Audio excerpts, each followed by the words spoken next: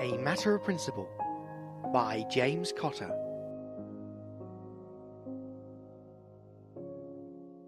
Chapter 4.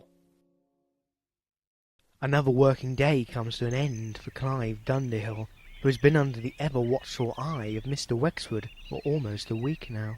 Clive stands looking critically at a small, badly painted shed, which has been clearly layered with a thick, mahogany brown coat of paint several times over the last few months. He lifts the old cast-iron latch and enters. It's full to the brim with garden implements, a hoard of rusted treasure that should have been discarded long ago, but Clive could never bring himself to do it. He puts away a pair of large, worn gardening gloves and a box filled with a generation of its predecessors.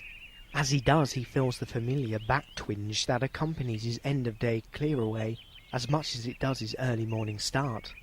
He takes a moment or two to catch his breath and let the pain subside. "Oh, you soldier on, don't you?" he said with a small gasp. A bad back's part and parcel of this job. When they took me on, the old gaffer said to me, "I want you to put your back into this, lad. This job's not for the faint-hearted." And he were right. I've been putting my back into this, man and boy, for 4 decades. He rubbed his calloused hand on the small of his back and scowled. "Oh, you soldier on. That's my motto. Especially with Mr. Wexford. He's got a sharp eye to go with his sharp tongue, if you ask me. And it's me he keeps that beady eye fixed on." Clive could feel the venom almost bubbling up in him as he thought of the man. It was never in his nature to be spiteful, but when it came to dealing with Mr. Wexford, it was better to fight fire with fire. Clive straightened himself up again, and he pondered on the source of his irritation. He's never put his back into a day's work in his life, I shouldn't wonder," he said. "A suit wearer." He spat the words out, almost as they were an insult. "And he only seems to have one of that. A horrible blue pinstripe number. Same socks, same shoes every day. It's a wonder if he ever takes it off. I told him before it's not appropriate for the park, but he won't listen. He's keeping his distance, sitting over by my pavilion. I can't even have me lunch in peace any more without feeling his beady eyes fixed on me. Sitting there with his little clipboard. What's he going to be taking notes about, I don't know. This started a couple of weeks back, him keeping an eye, and I don't like it." Clive rubs his back again, as even the memory of the man with his clipboard inflamed his aching muscles, every bit as much as they inflamed his anger. He continues to wearily stare at his usual cubbyhole, while continuing to lament about Mr. Wexford.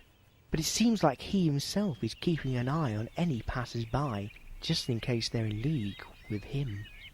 "I tell you, Clive Dundhill gets on with his work, you know.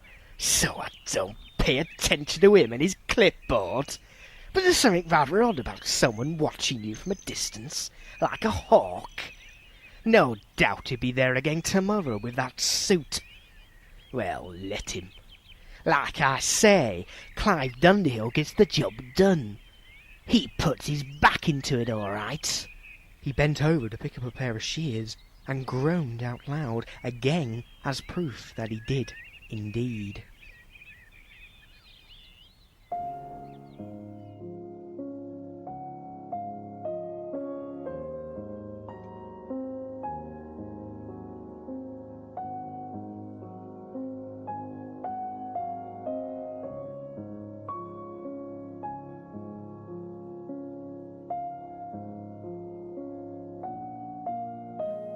A Matter of Principle was written and read by James Cotter.